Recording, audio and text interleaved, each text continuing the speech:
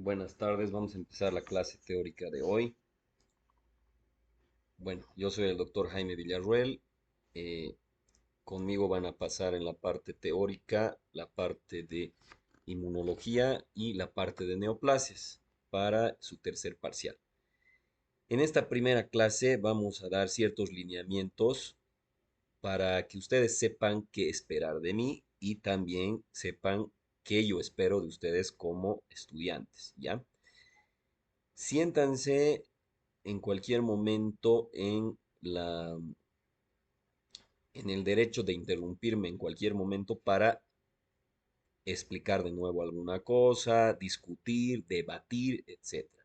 No quiero que estas clases simplemente se, sean un monólogo, es decir, que empiece a hablar, hablar, hablar, hablar yo y listo.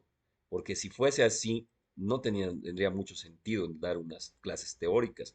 Simplemente agarraría, me grabaría el tema y se los paso por YouTube y punto, ¿no? Entonces, por favor, en estas clases quiero que aprovechen en el sentido de que exprímanme, busquen qué cosas no están entendiendo, qué cosas se tienen que aclarar, qué situaciones interesantes se encuentran, etcétera.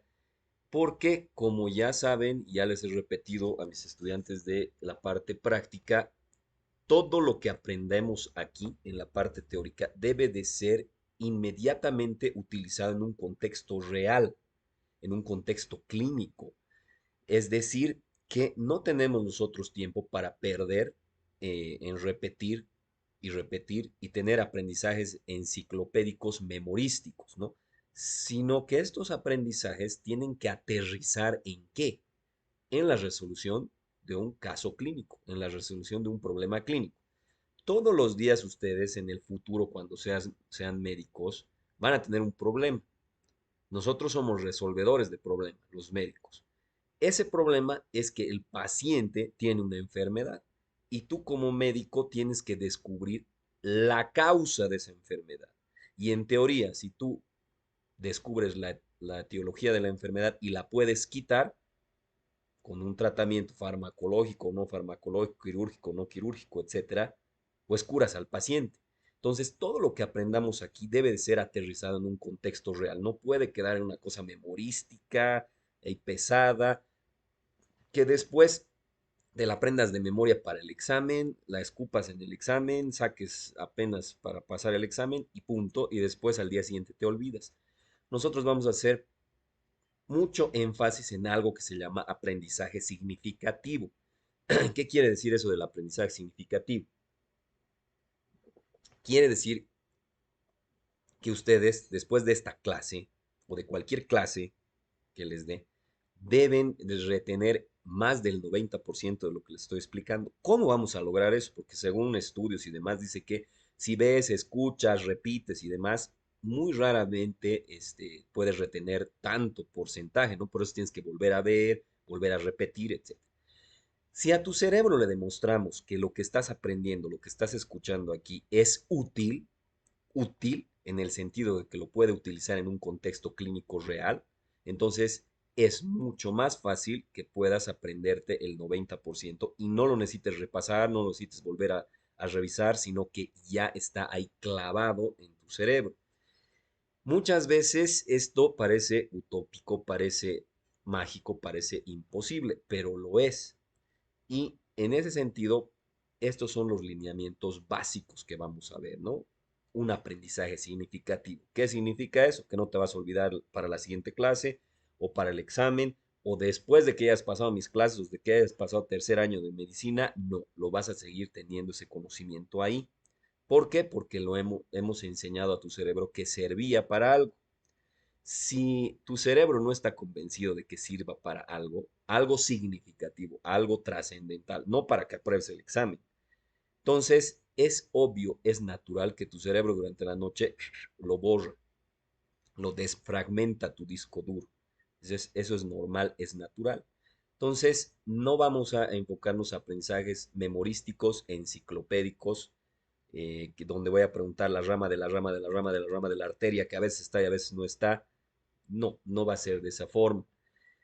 Eso sí se traduce en un examen diferente, ¿no? No va a ser un examen enciclopédico memorístico, va a ser un examen, me refiero al examen teórico, donde se aplican estos conocimientos. Entonces, no se broncoaspiren, no les dé un ataque cardíaco, si en el examen hay así, paciente de tantos años que viene con este signo sintomatología y te pido un diagnóstico, te pido un pronóstico, te pido un- una correlación clínico-patológica, evidentemente con los temas que estamos llevando, que son inmunología, o sea, enfermedades de la inmunidad y neoplasias. Entonces, muchas veces esto motiva al estudiante porque dice, pucha, ya no son esas clases tradicionales que me dan y me repiten y demás, sino que puedo aprovechar al doctor Villarroel preguntándole, viendo esto, otro, algo más que puedas hacer sin que necesariamente sea solo una clase grabada y la tengas que escuchar en tu casa. Entonces, por un lado, pero por otro lado a veces dicen, no, pues ¿y por qué nos están tomando en examen ya cosas de diagnóstico? ¿Por qué cosas de pronóstico? ¿Por qué? Porque te voy a preguntar una pregunta del millón de dólares.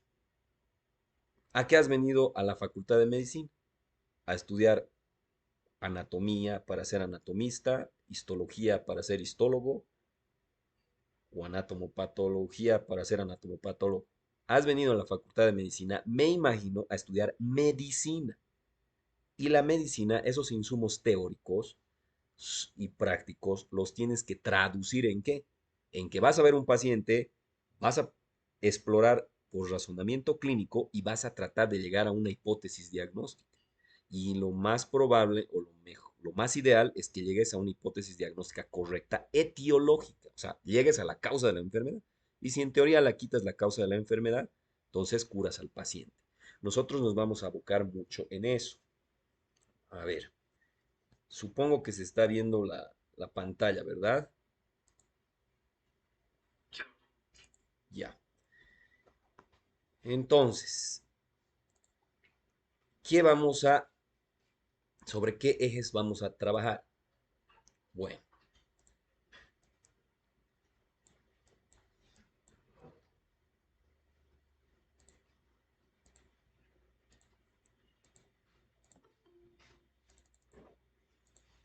a ver, alguien creo que está queriendo, ya.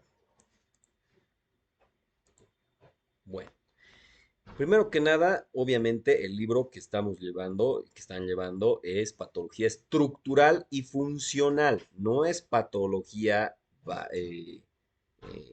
que no sea estructural y funcional. El libro eh, que es el más cortito, la versión más cortita, es más, es para enfermería o es para bioquímica. El libro que nosotros llevamos como médicos es Patología Estructural y Funcional de Robbins, ¿no? ¿Ya? No es patología humana, sino es patología estructural y funcional. Evidentemente hay compendio, por si acaso. ¿Se vale leer del compendio? Se vale leer del compendio. ¿Se vale ver mis clases anteriores en YouTube? Se vale. También hay otro libro que es interesante que ustedes lo conozcan, que es el de preguntas y respuestas del Robbins. Generalmente no se conocen estos libros, no sé por qué, desde que yo soy estudiante, que he sido estudiante en la Facultad de Medicina de San Simón, no conocemos esos libros que son de preguntas y respuestas. Hay libro de preguntas y respuestas, el review del Robbins, hay libro de preguntas y respuestas del Rubier, hay libro de preguntas y respuestas de Fisiología de Guyton, hay libro de preguntas y respuestas de Schwartz de Cirugía, hay libros de preguntas y respuestas de Medicina Interna.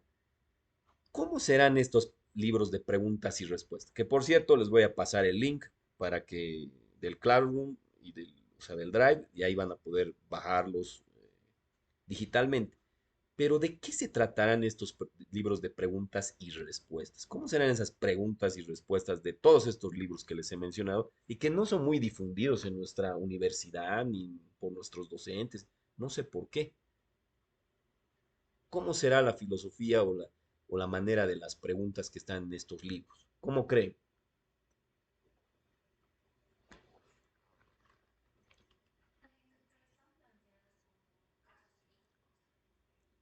la mayoría están planteados como casos clínicos. ¿Por qué? Porque estás estudiando medicina. Y medicina es resolver casos clínicos, es resolver la causa del problema de la enfermedad. Entonces, lamentablemente estos libros yo los he conocido todavía cuando me he preparado para el examen nacional de residencias médicas en México. No los conocía. Yo tradicionalmente también leía libro, un libro, otro libro, otro libro, otro libro. Pero estos libros de preguntas y respuestas te van dando una visión de qué son cosas importantes, por qué son cosas importantes, qué parte del libro es importante, qué concepto es importante, porque los aplican ya. Como su compañera dice, son libros donde te dan casos clínicos y lo más interesante de esto es que, bueno, eso yo hacía cuando estaba en la universidad, o sea, resolvía un examen pasado y ahí abajito o en una hojita le escribía por qué no es la A, por qué no es la B, por qué es la C, por qué no es la D, o sea, complementos, ¿no? Para estudiar. Estos libros ya te vienen, o sea, no simplemente dicen es la respuesta A y listo, se acabó. No, te dice es A por esto, es lupus porque tiene los ANAS se marcan en tantos por ciento, los anticuerpos es más frecuente en mujeres. No es B porque el lupus discoide difiere en esto no te da en el laboratorio. O sea, son libros sumamente interesantes que les van a ayudar futuramente para cualquier examen de residencia, incluido el de México, incluido el de Brasil, incluido el de Estados Unidos, el que quieran. Lamentablemente no tanto el de nuestra residencia médica de Bolivia,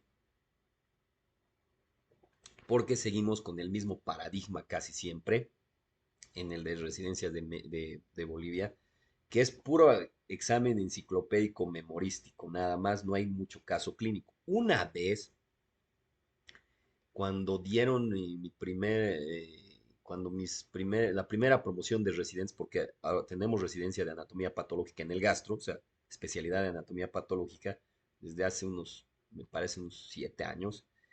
Esa vez me encargaron coordinar el examen nacional de residencias médicas y lo intentamos cambiar. Mi error fue no prevenir a todo Bolivia, a todos los residentes que estaban, bueno, los médicos que estaban estudiando para el examen de residencia, e hicimos esto, o sea, hicimos un examen de casos clínicos y la gente se preparó enciclopédica, memorísticamente.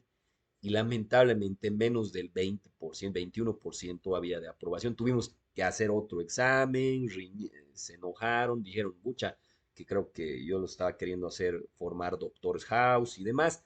Se fue mal en ese sentido y como que nunca más quisieron hacer ese tipo de examen, ¿no? De razonamiento clínico. En general, para yo tener los mejores residentes patólogos, los mejores residentes gastro, los mejores residentes en cirugía, ese examen del examen nacional de residencias médicas de Bolivia no me garantiza nada. Me garantiza simplemente que sabe memorizarse harto el doctor. No me garantiza sus competencias clínicas. No me garantiza que resuelva problemas clínicos, que piense, que razone, que metaconozca, que haga hipótesis, que haga deducción, lamentablemente. En otros países el examen es de ese tipo, aunque a veces se pasan.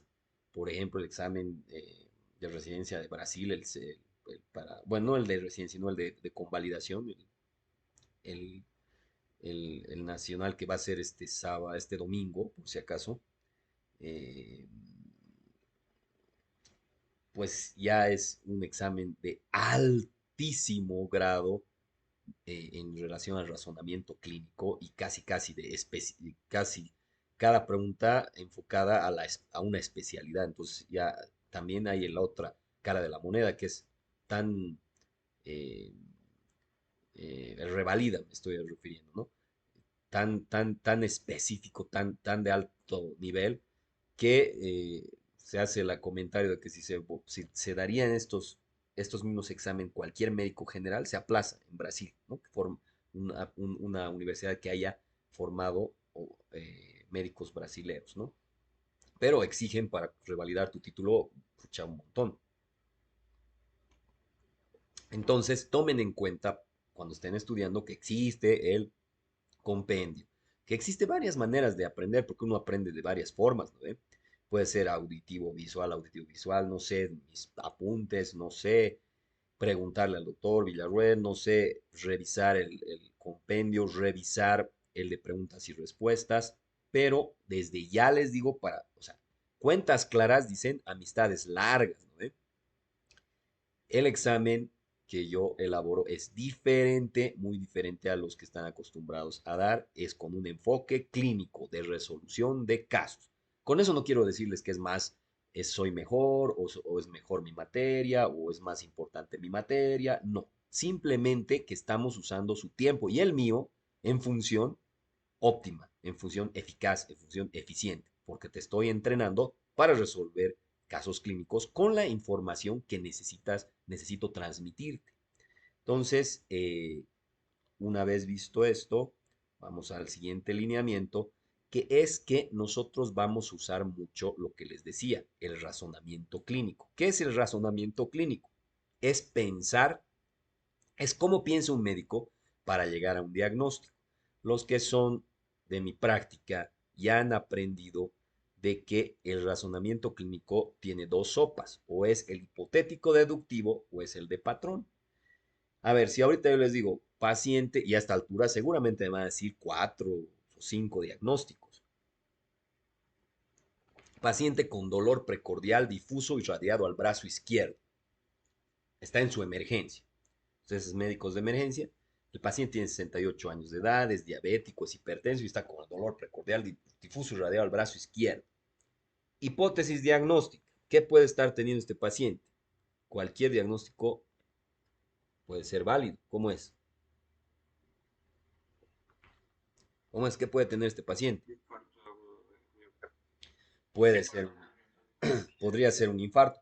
De hecho, al juguero, y no es por denigrar a nadie, porque es cualquiera que trabaje dignamente y honradamente es de valor, pero alguien que no está estudiando medicina, hasta el juguero que está pasando por afuera del gastro, si tú le muestras estos síntomas y signos, hasta porque ha visto en la tele alguna vez, va a decir infarto. Ahorita, ¿cómo están haciendo el diagnóstico? O sea, porque hemos dicho, el razonamiento clínico es cómo piensa un médico para llegar a un diagnóstico, ¿no? ¿Están haciendo por el método de patrón o están haciendo por el método hipotético deductivo? Decirme que tiene infarto, ¿cómo es? Patrón, están diciendo esto más esto es igual a esto. Ahora, ¿qué pasa si les digo, como hemos visto en las prácticas, que el electro está normal, que las enzimas cardíacas están normales? Pues, ¿qué chingados tiene el paciente? Sigue con el dolor precordial difuso. ¿Cómo es? ¿Qué podría tener? ¿Cómo es? Si no es infarto, ¿qué podría ser? Y eso ya lo han tocado en semio y en fisiopato.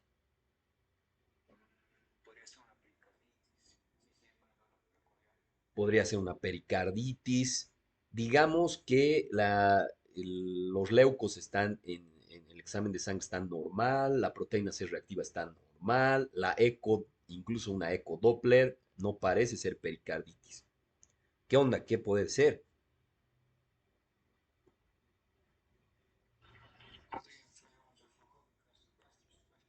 Podría ser un reflujo, podría ser una causa que no sea necesariamente cardíaca, podría ser del tubo digestivo, un espasmo del esófago, un reflujo. Tenemos toda la endoscopía normal, manometría esofágica normal. Y ahora, ¿por qué le duele su precordio?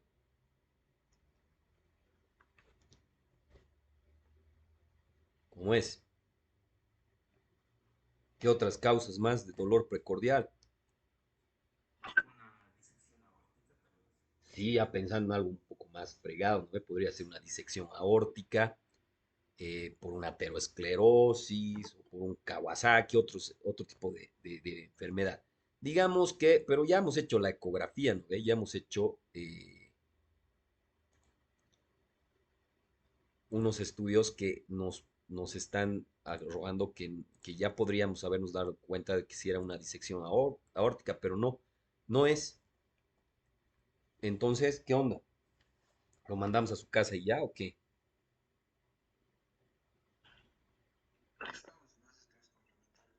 Pidan, ¿qué estudios podrían pedir?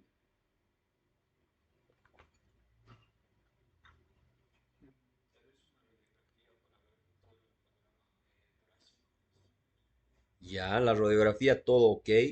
El tamaño, haces el tamaño, todo perfecto. No hay calcificaciones en válvulas, no hay infiltrado, no hay vidrio esmerilado, no hay ni más, no hay hipertensión pulmonar. Troponina, miocina, habíamos dicho que las enzimas cardíacas estaban normales, en rangos normales. ¿Cómo es entonces? ¿Qué tiene?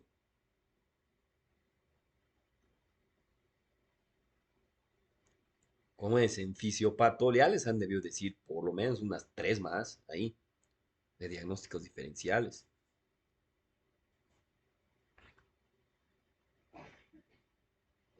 ¿Qué es la angina de miocardio? La angina como tal, así digamos, si solo lo usas en semiología angina, puedes traducirlo como dolor, digamos, ¿no? Pero angina de miocardio como entidad, como patología. No se sorprendan, por favor, no se asusten de que yo me paso por semio, luego por farmaco, luego por cirugía, luego por medicina interna. O sea, ustedes están estudiando medicina y por eso es que usamos todo este conocimiento para tratarlo de hacer significativo, es decir, que nunca se te olvide. ¿Y cómo se logra eso? Convenciendo a tu cerebro de que es útil para resolver problemas, lo que te estoy diciendo. Entonces no se sorprendan que veamos cosas de atrás, es decir, conceptos de fisiología, anatomía, histología o cosas transversales, es decir, de lo que estás llevando ahora, fisiopato, técnica quirúrgica o cosas que incluso nos podemos adelantar como patología especial o medicina interna. ¿Qué es pues la angina o cómo se divide, cómo las han clasificado, etcétera?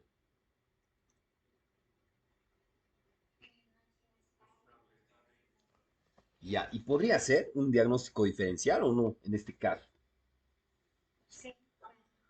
¿Y cómo hacemos para saber si es esto o no?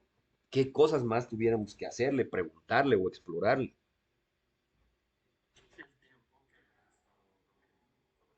Ya el tiempo, desde cuándo le está doliendo. No, me está doliendo desde hace una media hora, doctor. ¿Qué más podría ser asociado a esto para saber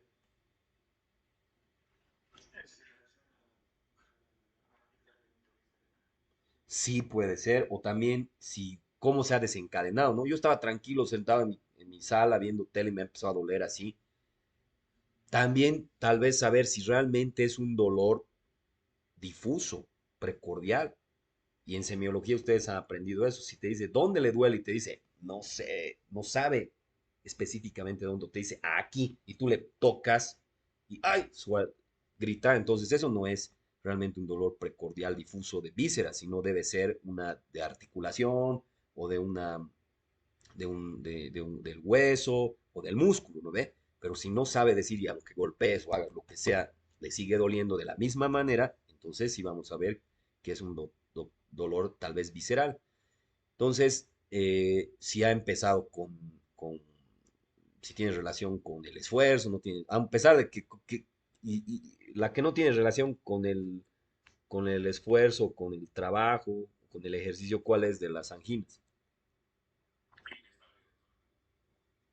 No, a ver, ¿cómo es eso? ¿Cuál es la de Prince Metal? O ya no existe eso. No.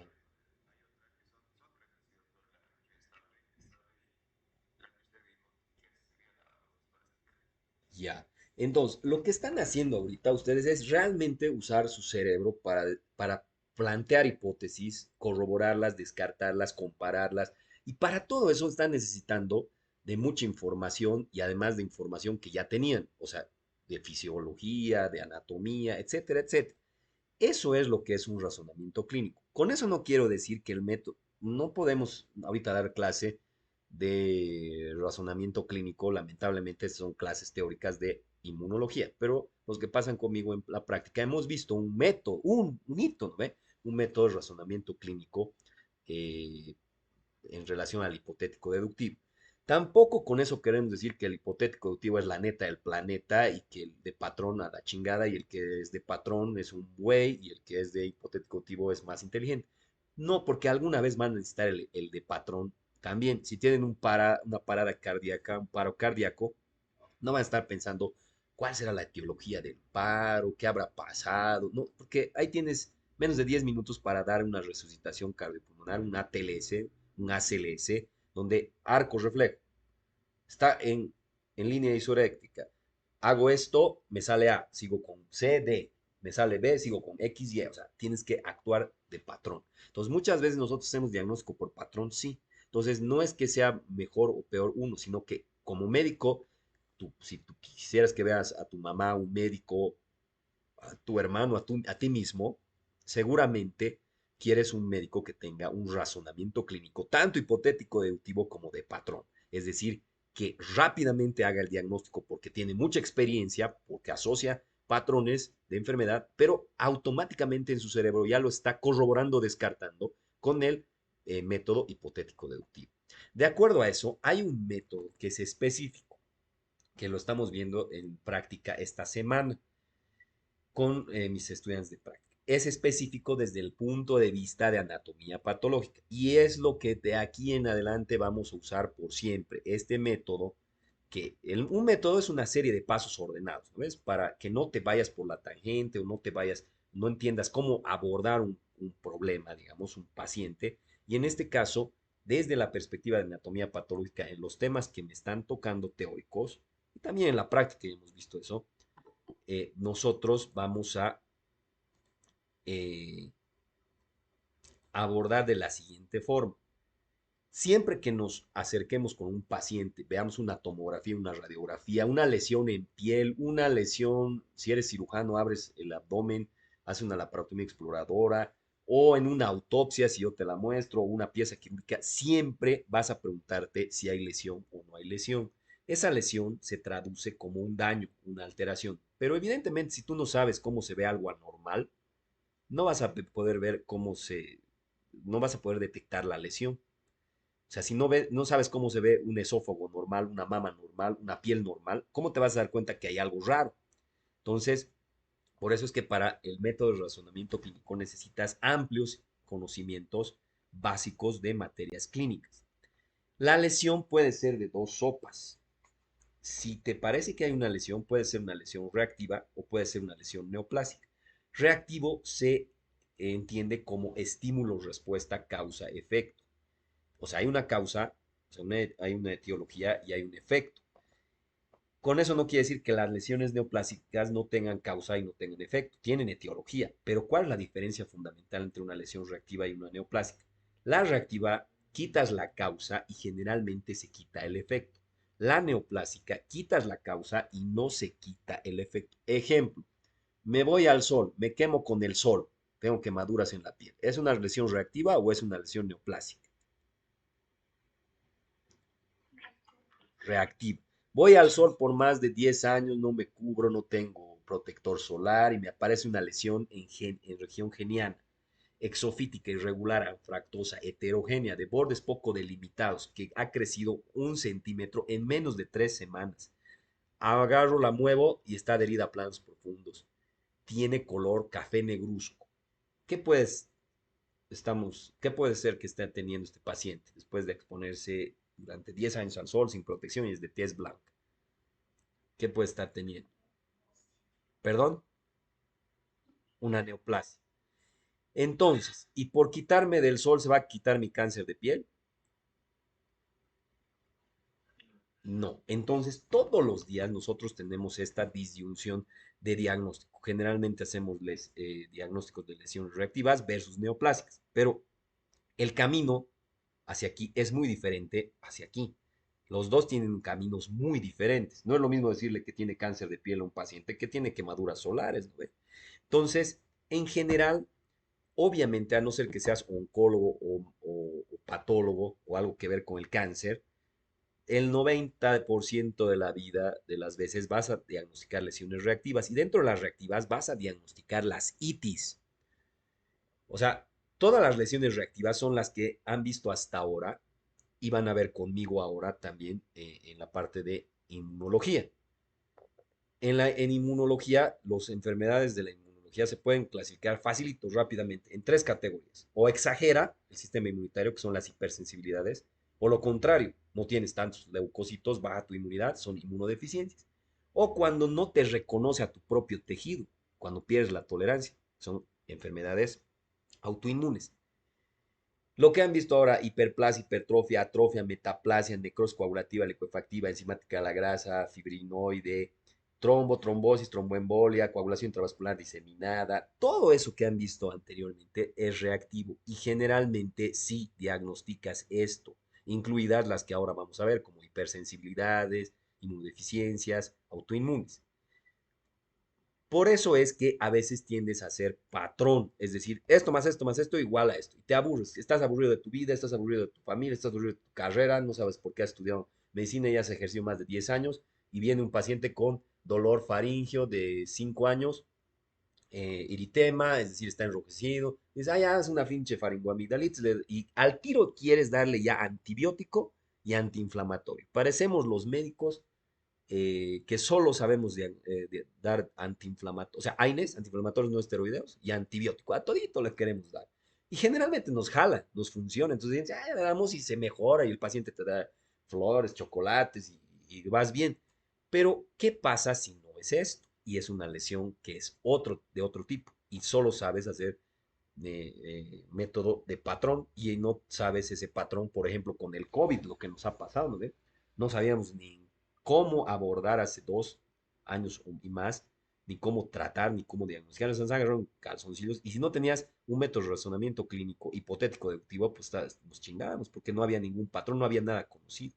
Entonces, generalmente cuando nosotros tardamos en llegar a diagnósticos es porque no tenemos una, un método de razonamiento clínico hipotético deductivo y se sale de nuestros patrones. Entonces, este esquemita es el que vamos a utilizar de aquí en adelante para todas las clases. Preguntarnos, ¿hay lesión? Sí. ¿Esa lesión es reactiva? Sí. Entonces, si es reactiva, es fibrosis, es trombosis, es adaptaciones celulares, es inflamación versus enfermedades autoinmunitarias versus enfermedad, hipersensibilidad versus respuesta inmunitaria. Entonces, este es el esquema que nosotros vamos a usar de aquí para adelante. Vamos a nosotros en esta clase introducirnos en la parte normal, natural de cómo responde cómo es una respuesta inmunitaria normal. Generalmente nos confundimos. Nos confundimos, ¿vale? Aquí hay conflictos cognitivos bien profundos, bien complicados que los vamos a tratar de desenredar en cada clase. Una de las cosas es que cuando tú hablas del sistema inmunitario, al tiro lo asocias a enfermedad, porque obviamente el sistema inmunitario lo que te produce, o sea, el objetivo, la función del sistema inmunitario es protegerte, lo primero que te viene a la cabeza es protegerte contra enfermedades, ¿no? Y entonces ya estás hablando de patologías, entonces piensas que el sistema inmunitario ya tiene el contexto de patología, de enfermedad. Pero aquí no vamos a ver eso. Lo vamos a ver en una primera o dos clases, la parte del sistema inmunitario normal fisiológico, cómo funciona normal un sistema inmunitario. Porque obviamente no te puedo enseñar cómo funciona anormal, o sea, cómo son las patologías del sistema inmunitario, si no sabemos lo básico. Entonces, lo que vamos a llevar esta y la siguiente clase es lo básico de un sistema inmunitario, es decir, cómo funciona normalmente, pero la base, o sea, lo que tenemos que aprender en esta clase, en este libro, en esta materia, en esta teórica, es cómo funciona anormalmente. Y hemos dicho que hay las tres categorías. O funciona exagerado, o funciona menos, o no reconoce a nuestros tejidos. Eso es lo más importante que se entienda en este caso. No vamos a abocarnos a qué parte. Bueno, sí va a haber preguntas, digamos, de qué partes tiene, puede ser así, pero eso es lo más básico, cómo funciona normal. Pero no es el objetivo de este tema. El objetivo de este tema es saber cómo funciona anormalmente, cómo funciona patológicamente esto. Y como les digo, son estas categorías: inmunodeficiencias, hiperreactividades, autoinmunitarias. Hay una cuarta categoría que son las neoplasias, que son los cánceres del sistema inmunitario. Pero en este tema no los vamos a tocar porque el siguiente tema es neoplasias. Y dentro de las neoplasias vamos a hablar de las neoplasias del sistema inmunitario. Ahora, en este libro, a pesar de que a regañadien siempre he mandado mi queja, a veces me mandan los del CAP, los del Colegio Americano de Patólogos, para revisar algunos temas, no solo a mí, a muchos patólogos y a ver nuestras opiniones, digamos. Y es por eso que muchos temas han cambiado a lo largo de los años. Si ustedes van viendo las ediciones 5, 6, 7, 8, 9, 10, cambian mucho en el sentido de los temas. Antes el tema 2, que era adaptación y muerte celular, eran tres temas en realidad. El tema de inflamación eran tres temas también. Este tema era, bueno, este tema siempre ha sido así conjunto, pero yo les pregunto, en este tema se toca el asunto de los trasplantes. ¿Será que tiene que estar en este tema o no? Dice, ¿es enfermedades del sistema inmunitario o trastornos del sistema inmunitario? ¿Cómo es? ¿Los trasplantes entran o no entran en este tema? ¿Qué piensan? Trasplante renal, trasplante hepático. ¿Cómo es? ¿Entra o no?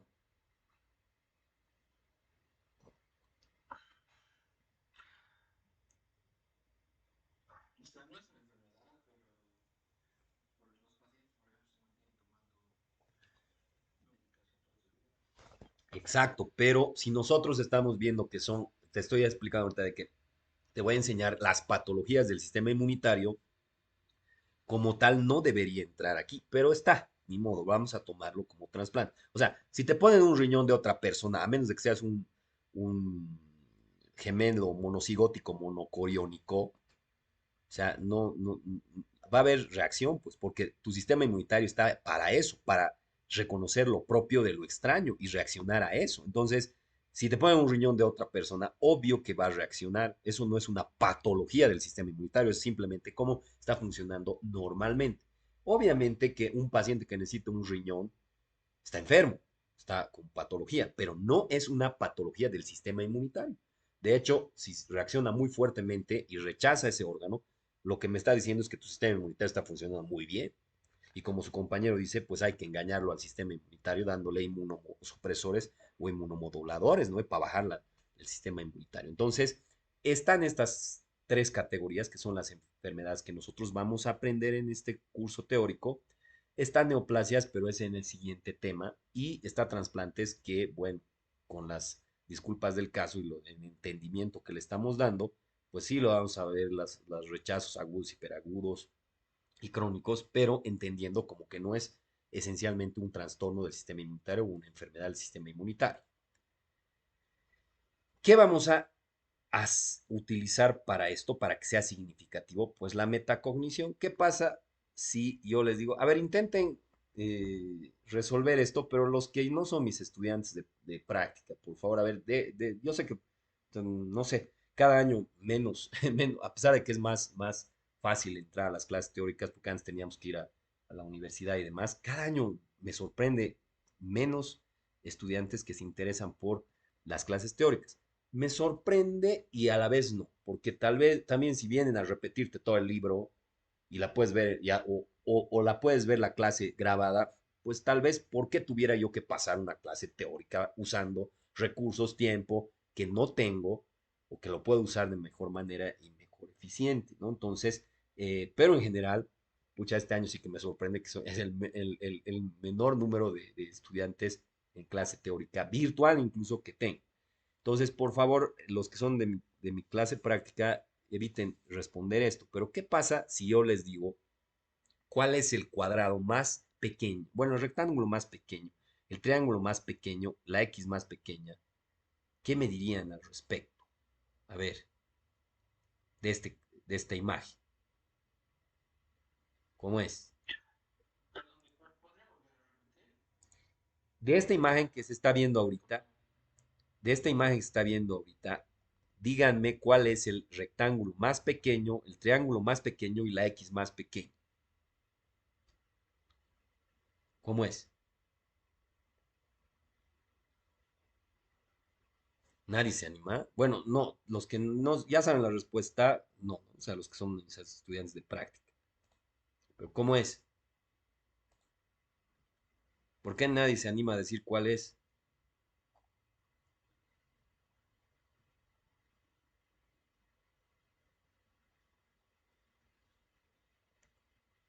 A ver, Nadia, Vanessa,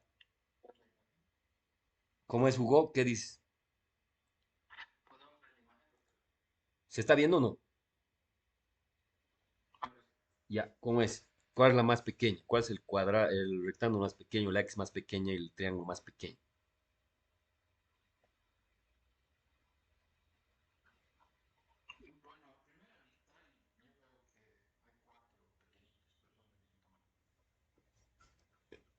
¿Cómo son, son pequeños y del mismo tamaño? ¿Cómo? Pero ¿cuál es el triángulo más pequeño? El rectángulo y la X más pequeña. ¿Cuál será?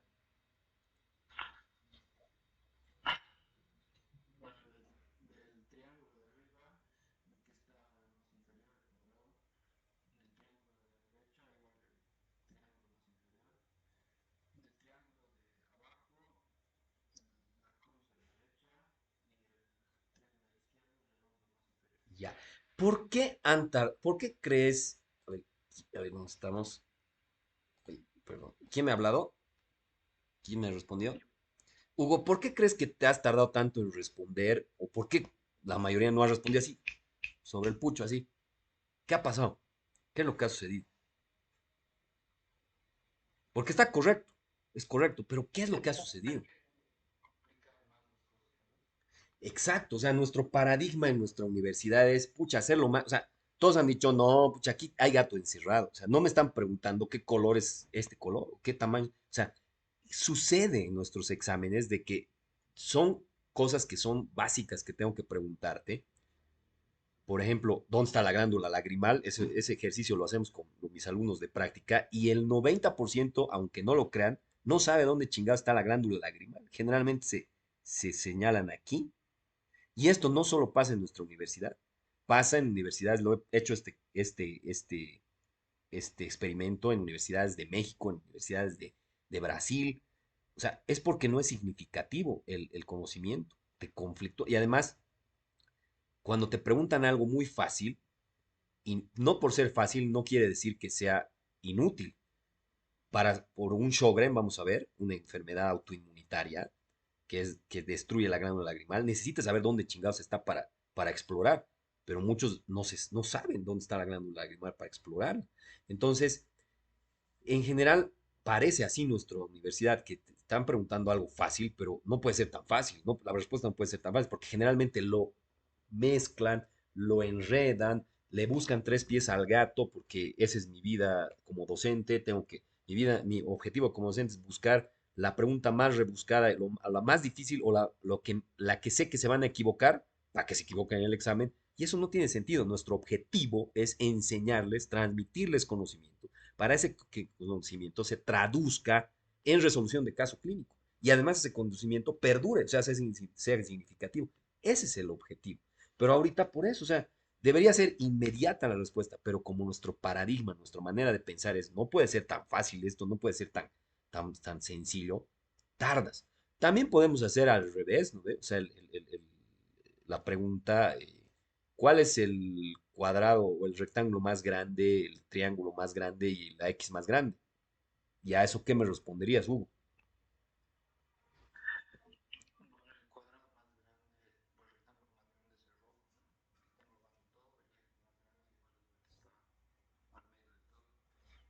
Para eso has usado dos formas. ¿Cómo has sabido esto? ¿Cómo has sabido la respuesta correcta de esto? ¿Qué ha hecho tu cerebro para eso? Es correcta, pero ¿qué ha hecho para eso tu cerebro? ¿De qué forma has resuelto esto?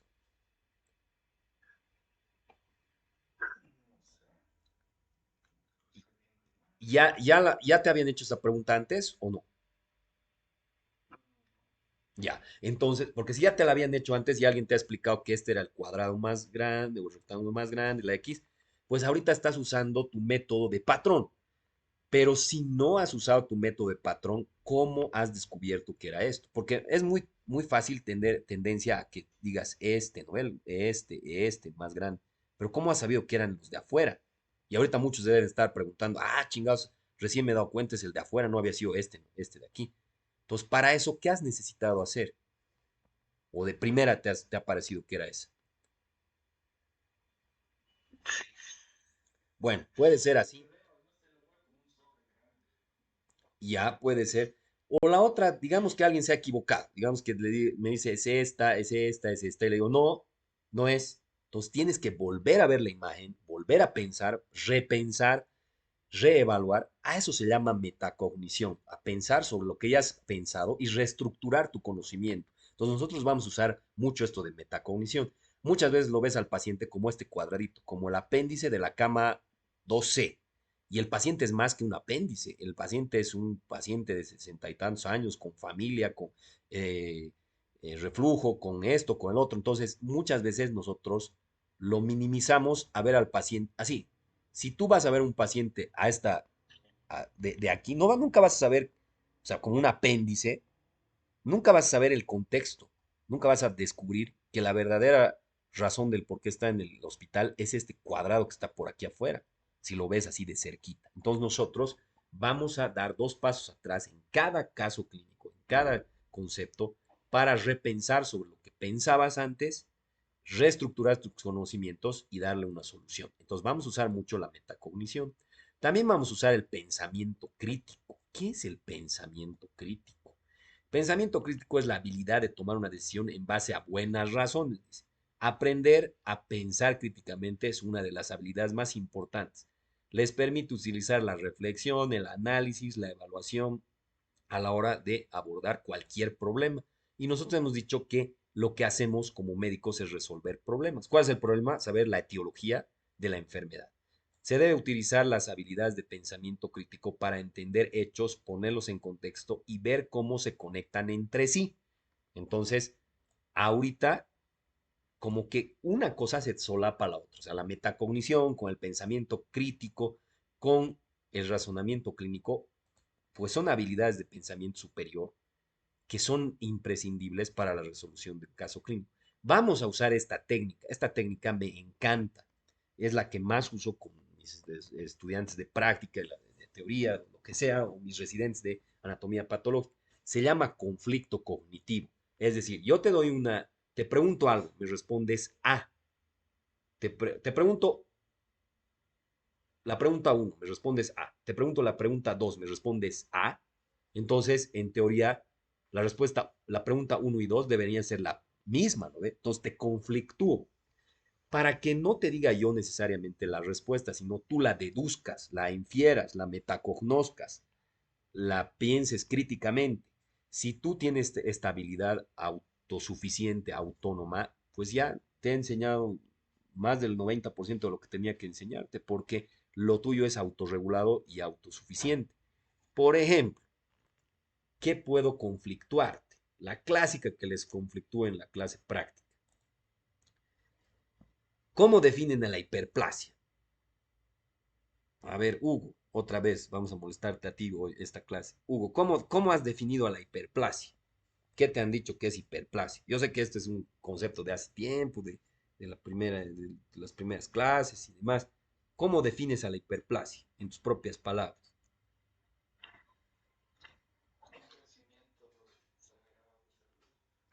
Ya, ¿de tamaño o de número? Ya. Entonces, tú dices hiperplasia es aumento de número de células. Te pregunto, ¿en el cáncer hay aumento de número de células, sí o no?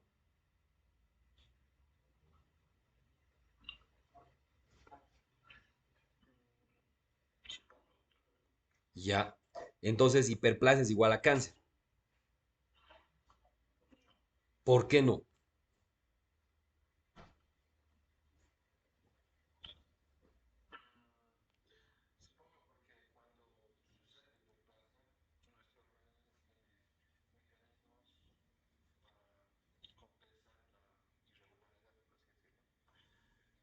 Ya uno control.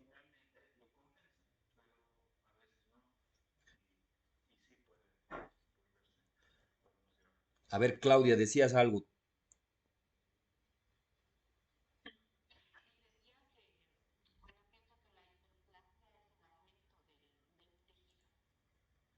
de número de células, pero ¿y el cáncer?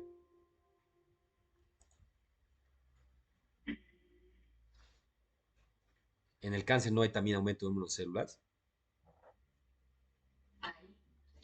Entonces, hiperplasia es cáncer. ¿Cómo es? Creo que Gonzalo más, Luis Gonzalo quería decir algo, ¿no?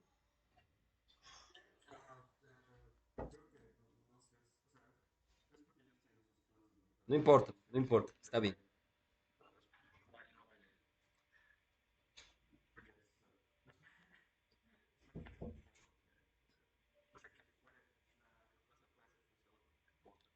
Ya, o sea, como su compañero Hugo ha dicho, o sea, uno es controlado, otro es descontrolado. ¿Quién tiene mutación y quién no tiene mutación?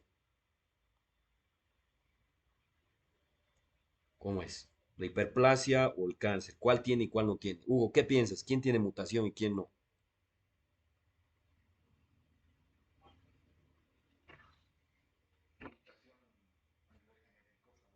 Sí, exacto. Entonces, ahorita lo que he hecho, no te he dicho qué es cáncer ni qué es hiperplasia, simplemente te he puesto en contexto dos preguntas que se han conflictuado. ¿Qué me podrías decir ahora sobre el cáncer? ¿Qué será? Aumento de número de células, controlado o descontrolado, mutado o no mutado. ¿Qué me podrías decir?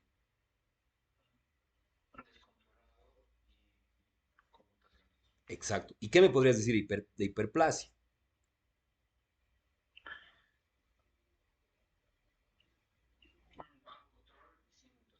Exacto. Entonces, eso es lo que nosotros vamos a usar diario para, como herramienta para que ustedes puedan deducir varios conceptos. Si ustedes los pueden deducir, es más, o sea, ahorita yo podría poner una diapositiva de hiperplasia y una diapositiva de neoplasia y leerles, ¿no ve? Y, ay, ay, lo escriben y tal vez se memorizan y tal vez en el examen sacan bien. Pero si yo les digo paciente mujer que viene con sangrados intermenstruales, eh, le hacemos una biopsia legrado del endometrio y y en el estudio histopatológico, que es la segunda, la tercera competencia que nosotros vemos en la parte práctica, ¿no ve? Dice, se observan células cilíndricas correspondientes a endometrio, con proliferación, división celular descontrolada, con mitosis atípicas. Hugo, ¿qué piensas que será? ¿Será una hiperplasia endometrial o será un cáncer?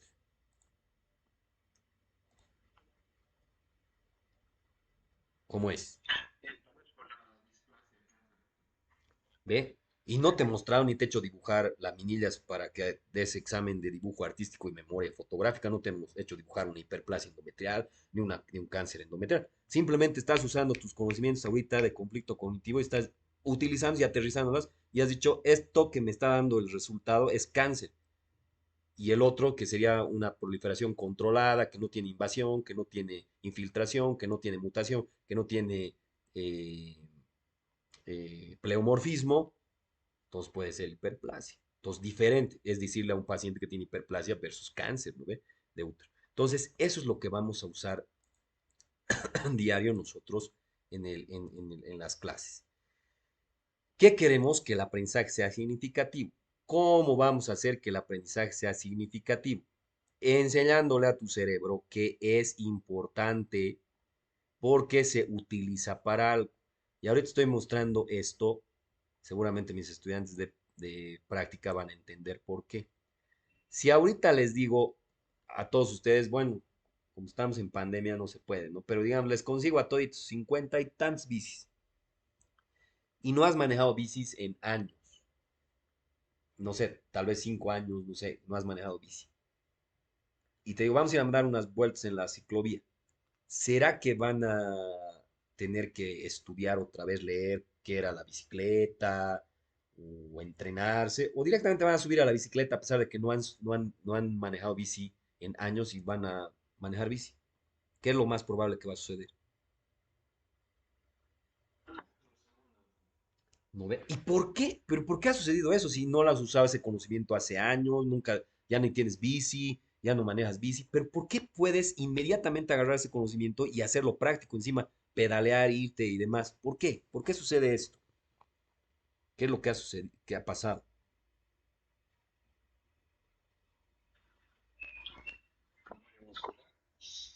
Más que memoria muscular es aprendizaje significativo. Tu cerebro sabe que es importante que no borre el conocimiento de manejar bici. Es muy importante esto, ¿no? Entonces, Eso vamos a intentar lograr, que el aprendizaje sea significativo. Eso quiere decir que no se te olvide para mañana ni pasado, porque tu cerebro va a estar convencido de que es importante porque lo vas a utilizar con un paciente en la resolución de un problema.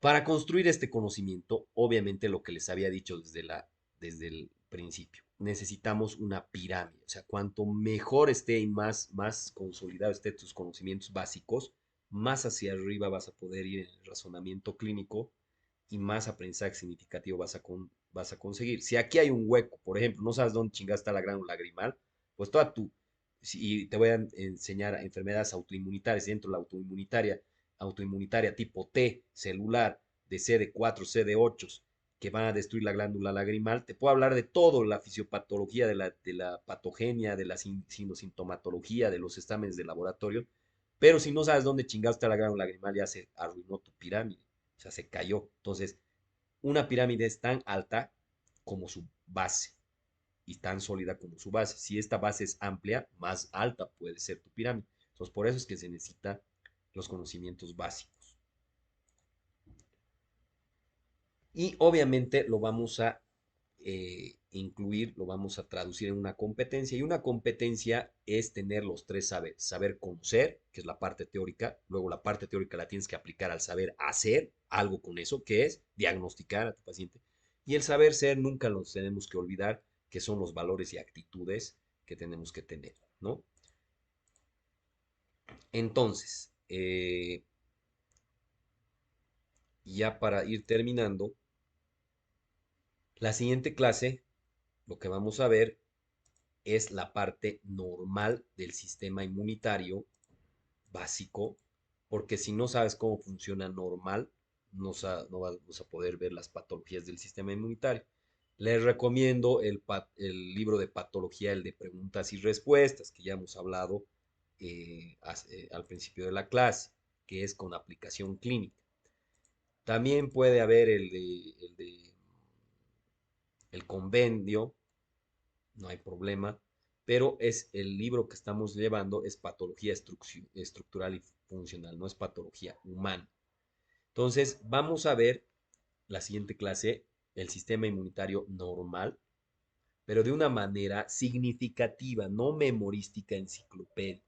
También vamos a ver la siguiente clase cómo se puede aplicar este conocimiento para diagnóstico. Y vamos a necesariamente hablar de algo que se llama IHQ, es decir, vamos a hablar de inmunohistoquímica. Y dentro de la inmunohistoquímica vamos a ver esta aplicación. Nos va a ayudar esto como un pivot porque igual vamos a hablar de esta aplicación para diagnóstico de cáncer. Entonces, esto ya es un atisbo de lo que igual vamos a ver en el siguiente capítulo, que es la manera de diagnosticar el cáncer cuando la histología o la histopatología ha quedado ahí nomás y necesitamos algo más como la biología molecular y la inmunohistoquímica. Por si acaso, les aclaro, ¿no? Amistades largas, cuentas claras, amistades largas. Dicen, ¿no? En el libro no hay mucho de lo que hablo. Muchas cosas de lo que hablo no están en el libro. Una de las cosas que no están en el libro es la parte de inmunohistoquímica. Otra de las cosas que no están en el libro tan ampliamente como lo vamos a ver significativamente es la parte normal del sistema inmunitario. Ahí casi te dan 2 hojas y punto, ¿no? Y te mencionan solo puro concepto, ¿no? Conceptual. No te lo aterrizan en una aplicación clínica. Entonces, siguiente clase vamos a ver la aplicación de la inmunohistoquímica, la inmunología básica del sistema inmunitario y después ya vamos a ver en categorías hipersensibilidades, inmunodeficiencias, autoinmunitarias y también vamos a ver lo que es trasplantes. No sé si hasta aquí hay alguna duda, pregunta, observación.